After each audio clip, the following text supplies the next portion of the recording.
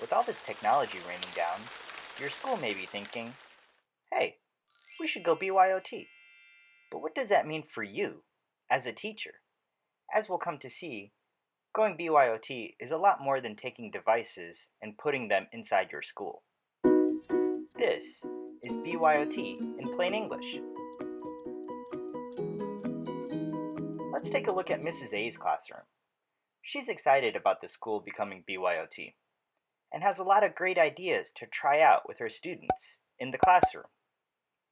But before she gets started, she needs to establish some clear expectations. For instance, while Mrs. A is talking, are students allowed to be using their devices? If the expectations are not made clear, things can get messy really fast. So instead, Mrs. A uses a few callouts to make her expectations clear.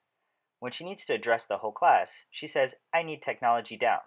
Now the students know exactly what to do.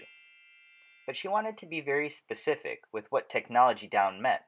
So she explained, when I say technology down, that means to place your device in the top right corner of your desk, hands off, and put your eyes on me. Now she can address the whole class. She wanted to establish clear, observable compliance. So when a student isn't following expectations, she can easily correct the issue without disrupting the flow of the lesson. Mrs. A knows that technology isn't needed for every lesson, so she has a separate call-out, technology away, meaning that the students are expected to put their devices back in their backpacks. Usually, to add a little pep, she gives a timer, like 3, 2, 1, because it takes time for students to put their device back. These callouts work for Mrs. A, but you may need to adjust them for your class. The important thing is to establish clear expectations so you're not caught running around the classroom, which would ultimately make you frustrated. Now let's think about ways students are using the devices. A good idea is to push past consumption and into communication and creation. What do I mean? Well, students are smart, and if you're going to throw a device in their hands, but just have them use the device to look at pre-made tutorials and a textbook replacement, they're going to get bored fast because they're just consuming information. That's where we need to push past that consumption.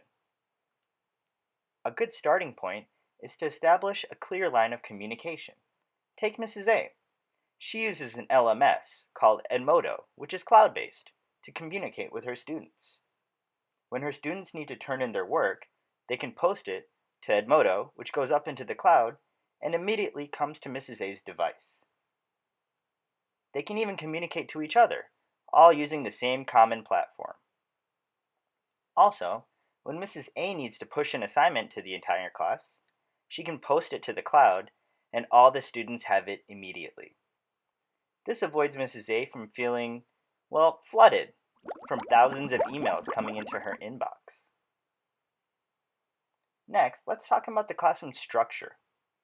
This is the traditional structure, with the teacher at the front, lecturing, sharing information, and students passively listening. Now, lectures aren't all bad, but when you try to keep the lecture the same and simply throw in devices, that's an equation for disaster. You see, students get distracted, and with devices, things can get out of hand really fast, which ultimately can make you frustrated. But with devices, the structure can change. Now you can think about how to group students up. Your role ultimately changes, where you can check in on the students while they take responsibility of owning their learning. Give them well-structured assignments, along with some accountability to show their learning at the end. Now, with all that said, keep in mind that this independence, it takes time. It doesn't happen overnight. But if your ultimate goal is to establish success for your students, we need to prepare them to be lifelong learners.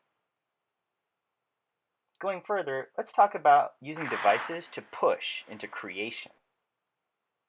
Now, let's be honest, we all like to create, whether you're a painter, may be a musician, or even if you're in the labor force, we like to show our work. And students, they're no different. But if we just give them pre-made videos to watch, it's equivalent to giving them a textbook with electricity. They get bored fast.